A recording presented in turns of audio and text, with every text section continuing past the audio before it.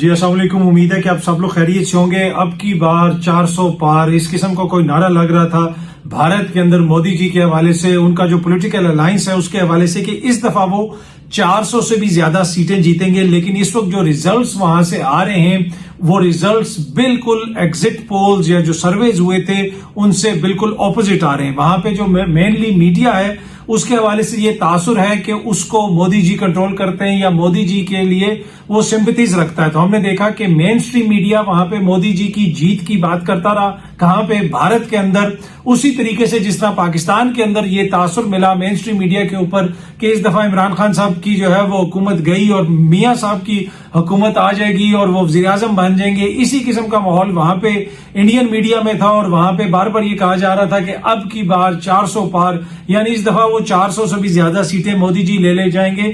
اور جو کانگریس ہے اور ان کے جو اتحادی ہیں اور راہل گاندھی صاحب مشکل سے 120 کے قریب سیٹیں لیں گے۔ لیکن اب تک کے جو نتائج آئے ہیں اس میں 220 سے بھی زیادہ سیٹیں راہل گاندھی صاحب نے لی ہوئی ہیں، ان کے الائنس نے لی ہوئی ہیں۔ مودی جی کا جو الائنس ہے وہ غالباً تھوڑا سا آگے ہے، لیکن آؤٹ رائٹ میجورٹی اس طریقے سے انہوں نے نہیں لی، اور 400 کے تو وہ بالکل قریب نہیں ہیں، اور جس کی وجہ سے کافی زیادہ شوق ہے اس وقت بی جے پی کے اپنے سرکلز کے اندر۔ لیکن یہاں پہ کچھ چیزیں جو ہے وہ بڑی امپورٹنٹ ہیں جو ہم نے نوٹ کرنی ہے، دیکھنی ہے، سمجھنی ہے۔ بار بار یہ کہا جاتا تھا کہ جی مودی کی سوشل میڈیا پہ بڑی فالوئنگ ہے اور وہ سوشل میڈیا کو مینیپولیٹ کر کے لوگوں کو اپنے ساتھ ملا لیتا ہے، اور جناب اس وجہ سے لوگ جو ہے ان کو ووٹ بھی دے دیتے ہیں، اور وہ مذہب کے نام پہ ووٹ بیچ رہا ہے۔ اس نے رام مندر بنایا، بابری مسجد کو جہاں پہ گرایا گیا، لیکن اسی ایودھیا میں جہاں پہ بابری مسجد کو گرا کے رام مندر بنایا گیا وہاں سے بھی بی جے پی کا کینڈیڈیٹ بھاری اکثریت سے ہار گیا ہے۔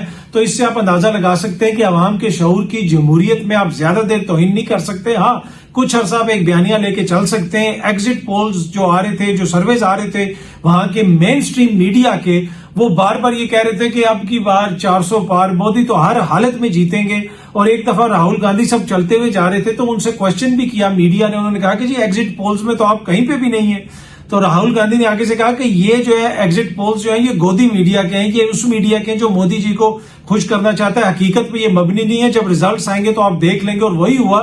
جب ریزلٹس آئے وہ ہم نے دیکھ لیے۔ مودی جی اوبیسلی بینگ مودی جی انہوں نے ویسے وکٹری تو کلیم کر لی ہے، یہ سامنے انڈیپینڈنٹ بھی اس کو رپورٹ کر رہا ہے، ویسے ہی جیسے ان کے دوست جو ہے نواز شریف صاحب، ان کو شکست ہوئی پاکستان میں، پھر بھی انہوں نے وکٹری سپیچ کر دی، اور وہ بھی کہتے تھے کہ اب کی بار وزیر اعظم جو ہے وہ نواز شریف صاحب ہوں گے، لیکن ویسا نہیں ہو سکا۔ آپ دیکھتے ہیں کہ آگے مودی جی کیا کرتے ہیں۔ لیکن جو سوشل میڈیا کی طاقت ہے اس کو دوبارہ ہم نے دیکھا۔ آج اگر مودی وہاں پہ ہارے ہیں تو اس میں سوشل میڈیا کا کردار ہے، ان کے جیتنے میں کتنا کردار تھا وہ، یا پھر جو ان پہ الزام لگتا ہے وہ ایک بحث طلب چیز ہے۔ لیکن اگر وہاں کی آپ کیس اسٹڈی کریں تو ایک دھرو نامی لڑکا ہے، غالباً اس کا پورا نام مجھے اس وقت یاد نہیں آ رہا، وہ سوشل میڈیا پہ اپنی ویڈیوز وغیرہ بناتا ہے، اس نے مودی کو چیلنج کیا، وہاں پہ جس قسم کی ان کی سیاست ہے اس کو چیلنج کیا، ملینز آف اس کے ویوز ہوئے، اور سوشل میڈیا پہ ہی ریزسٹنس آیا۔ مین سٹریم میڈیا پہ مودی جی کو کوئی ریزسٹنس نہیں آیا۔ مین سٹریم میڈیا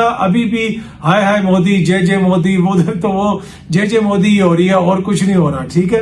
تو لیکن اس کے باوجود جو ہے ان کو اس طرح ووٹ نہیں پڑا، اور ایک بہت بڑا شوق ہے یہ ان کی جماعت کے لیے۔ اپنی الیکشن کمپین کے دوران وہ بہت ذکر کرتے رہے، پاکستان کا بھی انہوں نے ذکر کیا، دیگر چیزوں کا بھی ذکر کیا۔ انہوں نے کہا کہ پاکستان کا وہ جو پرمانو وہ جو جوہری ہمارا ہتھیار ہے اس کا بھی ذکر کیا کہ وہ کتنے مضبوط ہے۔ انہوں نے کہا ایک ہم جا رہے تھے تو ہم وہاں سے پاکستان چلے گئے اور وہاں شور پڑ گیا کہ ہم بغیر ویزے کے چلے گئے، تو ہم تو ان کی طاقت دیکھ کے آئے، وہ کتنی طاقت ہے۔ وہ یہ تاثر یہ دے رہے تھے کہ میں اتنا طاقتور ہوں، ان کی کیا طاقت ہے، میں بغیر ویزے کے وہاں چلا گیا تھا۔ یہ جب شریف خاندان کی شادی میں شرکت کے لیے آئے تھے مودی جی، تو نواز شریف کے بڑے اچھے قریبی دوست ہیں، اور ان کی اناگوریشن جب ہوئی تھی تب بھی نواز شریف صاحب بھی وہاں پہ گئے تھے۔ تو جیسے نواز شریف صاحب ہار گئے، لیکن ہارنے کے باوجود انہوں نے وکٹری سپیچ کی۔ ہارنے سے میری مراد یہ ہے کہ وہ میجورٹی سیٹس تو نہیں لے سکے، اسی طریقے سے مودی جی نے بھی ان کو اس طرح آؤٹ رائٹ ابھی تک میجورٹی نہیں ملی، لیکن وکٹری انہوں نے کلیم کر لی ہے۔ اچھا اب دیکھتے ہیں جناب کہ یہ انڈیا کی سیاست کس طرف جاتی ہے آگے، لیکن کافی حد تک انڈیا کی سیاست اب چینج ہو گئی ہے۔ وہ جس طریقے سے مودی مینیا تھا، ہر کوئی مودی کو پسند کرتا تھا، اور ایک ان کی ویو تھی، اب وہ ویو ہمیں نظر نہیں آ رہی، اور راہل گاندھی صاحب کا اس میں بڑا کلیدی کردار ہے۔ جس طرح انہوں نے زمین پہ رہ کے سیاست کی، پیدل چلے, آلموسٹ کنٹری کے بڑے حصے میں وہ پیدل چلتے رہے, ساتھ ان کی بہن بھی چلتی رہی. اب ان کی جو بہن ہے یہ ایک آپ جسے کہہ سکتے ہیں کہ ایک طرح سے سیاسی شاہی خاندان ہے وہاں کا, لیکن ان کا اوڑھنا بچھونا, جس طرح کے وہ کپڑے پہنتی ہیں, نہ ان کو ہم نے زیادہ میک اپ میں دیکھا, نہ ہم نے ان کو کوئی رولیکس کی گھڑیاں دیکھی, نہ کوئی ڈائمنڈ پہنے ہوئے دیکھا. عام بندوں کی طرح جناب انہوں نے کپڑے پہنے ہوئے ہیں, نہ کوئی ہم نے ڈیزائنر بڑے بڑے ان دونوں بہن بھائیوں کے کپڑوں کے اوپر ڈیزائن دیکھے. یہاں پہ تو آپ ہمارے سیاستدانوں کو دیکھیے اور ان کی ڈیزائنر چیزیں دیکھ کے لٹرلی انسان کو متلی یا کہہ آنا شروع ہو جاتی ہے کہ یار کوئی اتنا بھی بے حس ہو سکتا ہے کہ کروڑوں وہ لوگ جو 13, 12, 14 روپے کی روٹی کے لیے ترس رہے ہیں, ان کے ووٹ سے الیکٹ ہونے والے مبینہ طور پہ جناب لاکھوں روپے کے جوتے پہنتے ہیں, کروڑوں روپے کی گھڑیاں پہنتے ہیں. کیا یہ کسی بھی حقیقی جمہوری معاشرے میں ہو سکتا ہے؟ پر اینی وے, راہل گاندھی نے, پرینکا گاندھی نے بہترین کمپین جو ہے وہ کی, اور پرینکا گاندھی جو ساؤتھ ایسٹ ایشیا کی خواتین لیڈران ہیں, میرے خیال میں ان کے لیے وہ ایک مثال ہے. ویسے تو مایاوتی جی بھی ہیں وہاں پہ, اور کچھ اور بھی ہیں جو بڑی سادے سے انہوں نے کپڑے پہنے ہوتے ہیں. ہماری کچھ جو پولیٹیشنز ہیں ان کا تو آپ کو پتا ہے کہ سٹائل ہی اپنا ہے, گھڑیاں, یہ وہ جیولری, ڈیزائنر کپڑے, یہ ساری چیزیں. میں اینی وے اس بحث میں زیادہ نہیں جانا چاہتا, لیکن راہل گاندھی نے, پرینکا گاندھی نے جس طرح محنت کی گراؤنڈ کے اوپر, عوام نے ان کا میسج لیا اور بالکل واضح میسج دے دیا کہ جناب یہ نہیں ہو سکتا کہ ایک شخص کی جو مقبولیت ہے وہ ہمیشہ ہی رہے اور ہمیشہ ہی عوام اس کو ووٹ دیتے رہے, اور سوشل میڈیا کے ذریعے اور کوئی بھی چیزوں کو لانگ ٹرم جو ہے کسی طریقے سے بھی بیانیاں بنا کے کنٹرول نہیں کر سکتا, نہ سوشل میڈیا کے ذریعے نہ ہی مین سٹریم میڈیا کے ذریعے. بیانیاں وہی ہوتا ہے جو عوام لے کے چلتی ہے, اور پھر آپ نے دیکھا کہ عوام نے جو وہاں پہ فیصلہ کیا وہ بالکل ہمارے سامنے ہے. کیجریوال صاحب جو عام آدمی پارٹی والے ہیں, انہوں نے تو ایک تقریر میں کہا کہ راجستھان میں ٹوٹل 25 سیٹیں, تو وہاں پہ بھی جو سروے ہوا, جو ایگزٹ پول ہوا, تو انہوں نے مودی بی جے پی کو 32 سیٹیں دے دی. یہ باقاعدہ کیجریوال صاحب نے سپیچ کر کے کہا کہ 32 سیٹیں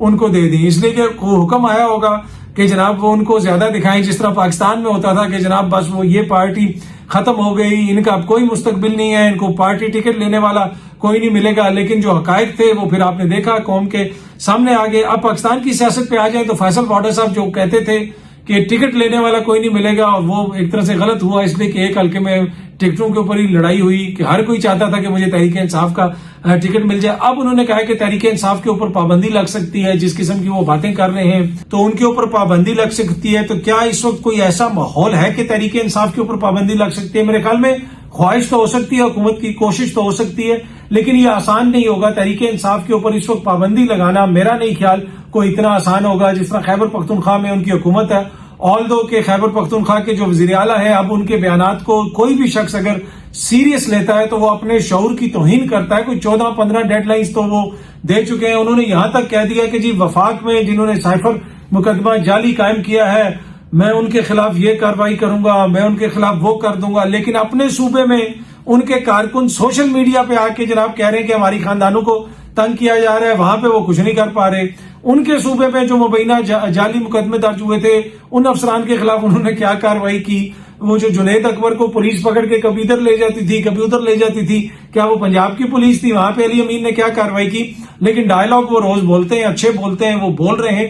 اور ڈی سی پشاور کی حالیہ دنوں میں ایک ویڈیو میں دیکھ رہا تھا کہ وہاں پہ کوئی میٹنگ وغیرہ ہو رہی تھی, اور تحریک انصاف کا ایک بندہ اٹھ کے کہتا ہے کہ میں اس ڈی سی کے ساتھ میٹنگ میں نہیں بیٹھوں گا, کیونکہ یہ تو مینڈیٹ چوری کروانے والوں میں شامل ہے مبینہ طور پہ. یہ تو آر تھے, یہ تو وہاں پہ سارا جو الیکشن ہوا جس طریقے سے پشاور میں ہماری سیٹیں چوری ہوئی, اس میں ان کا کلیدی کردار تھا. لیکن وہ ابھی تک وہیں پہ ہیں. علی امین نے کسی کے خلاف کوئی کارروائی نہیں کی. لیکن ہاں, ڈائلاگ ختم ہے میرے بھائی علی امین گنڈا پور پہ, تو وہ بولتے ہیں تو اچھا لگتا ہے. وہ میں نے ایک دفعہ پہلے بھی اس چیز کا ذکر کیا تھا کہ وہ ایک بندہ تھا, وہ بڑی زبردست باتیں کرتا تھا, قصے سناتا تھا, شعر سناتا تھا. تو وہ جب بھی کوئی قصہ یا شعر سنائے, یہ پرانے وقتوں کی بات ہے, تو اس کو بادشاہ کہتا تھا کہ یہ 30 ہیرے ان کو دے دیجیے, ان کے ہوئے, ٹھیک ہے. اگلے دفعہ کہے گا 4 مربع ان کو دے دیں, فلانا گھوڑا ان کو دے دیں. اسی طرح وہ چلتا رہا. 1 مہینہ گزرا, 2 مہینے گزرے, کتنے مہینے گزرے, اسی طرح بہت ساری ڈیڈ لائنز گزر گئیں, دھمکیاں جس طرح علی امین دیتے ہیں. تو وہ جناب ایک دن وہ بندہ چلا گیا بادشاہ کے پاس. ان کا بادشاہ سلامت, آپ روز مجھے اتنے انعامات دیتے ہیں اور مجھے بڑی خوشی ہوتی ہے وہ سن کے, لیکن میں کل سے جو ہے وزیر صاحب کے پاس بار بار جا رہا ہوں، انہیں کہہ رہا ہوں وہ انعامات آپ مجھے دے بھی دیں، اتنے مہینے گزر گئے، تو وہ وزیر صاحب جو ہے مسلسل انکاری ہیں، انہوں نے کہا کہ کوئی انعام نہیں ہے تمہارے لیے، تو ایسی صورتحال کیوں ہے؟